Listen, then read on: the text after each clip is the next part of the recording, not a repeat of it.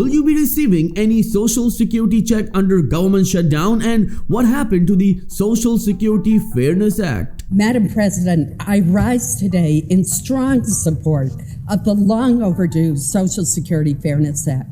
This bipartisan bill would repeal two Social Security provisions that unfairly penalize many public servants. I'm going to show you this entire video clip from the Senator. This is very important from Senator Collins, and she talked about the Social Security Fairness Act, which is already right here on the table for a very important vote. But what happened to Social Security benefits if the federal government shuts down? Well, remember, there is a looming danger about shutting down the government, and things are very chaotic right now when it comes to Republicans and Democrats. I'm gonna break down each and everything for you in this very important video. So if you receive Social Security, SSI and SSDI, you don't want to miss this very important video. And before I start the video, I would like to ask you just for a little favor to please smash the like button on this video, as it helps this video. So without any further ado, let's start the video.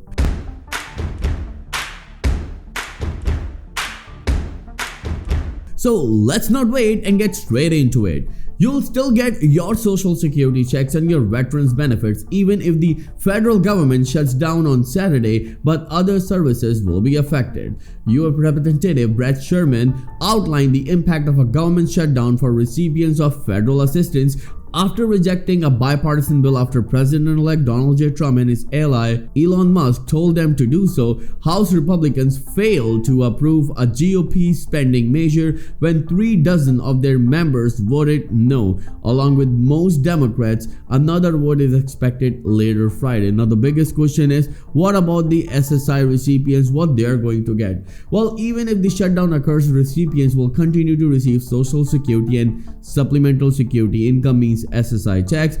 Those receiving Medicare, Medicaid and disability insurance will also keep getting those benefits, as will military and federal retirees. Veteran benefits will also continue to proceed. So don't worry about it, you'll still be receiving your checks if you receive Social Security, SSI, SSDI and VA benefits, as well as railroad retirement benefits. But what about Senator Collins? What she said in the support of Social Security Fairness Act, and what's the status of Social Security Fairness Act? I also want to acknowledge and thank Senator Brown for his leadership. We have championed this bill together for several years. In fact, Madam President, we've been debating this inequity in the Social Security system for decades. In 2003, I held the very first Senate hearing on this policy. In 2005, the late Senator Dianne Feinstein and I introduced the first Social Security Fairness Act. In 2007, Senator Barbara Mikulski and I introduced another version of the bill. And just last month, the House of Representatives passed the bill overwhelmingly by a vote of 327 to 75. Just for the reference, he's talking after Senator Thomas, where he opposed this Social Security Fairness Act bill. And if you haven't watched the video, I'm going to link it right here in the video, so you can click on it, and also the link will be in video's description, as this video is very important. It's going viral all over because Senator Thomas finally said something which shocked everyone. He opened the eyes of millions of Americans who are receiving these Social Security, SSI and SSDI benefits. It is now time for the Senate to finally pass this legislation so that it can become law.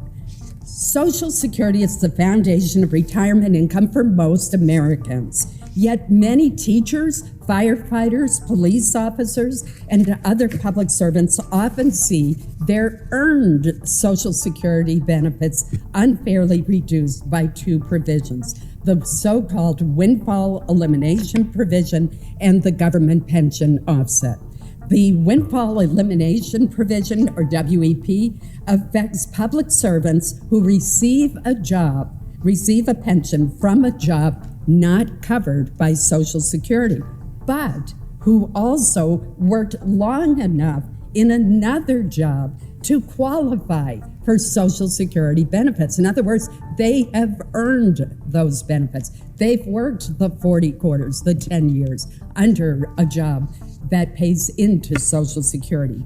Due to the WEP, however, their Social Security benefits are calculated using a different formula, which reduces their monthly benefits. For workers who become eligible for benefits in 2024, the WEP reduction can be up to $700 per month.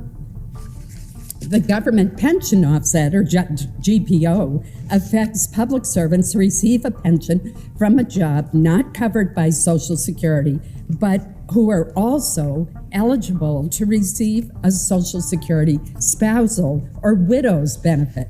The GPO, however, reduces the Social Security spousal or widow's benefits by an amount equal to 2/3 of the non-covered pension.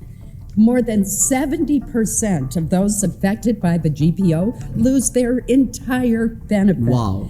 Madam President, this issue is extraordinarily important to people in my state of Maine because the state's pension system does not include a Social Security component.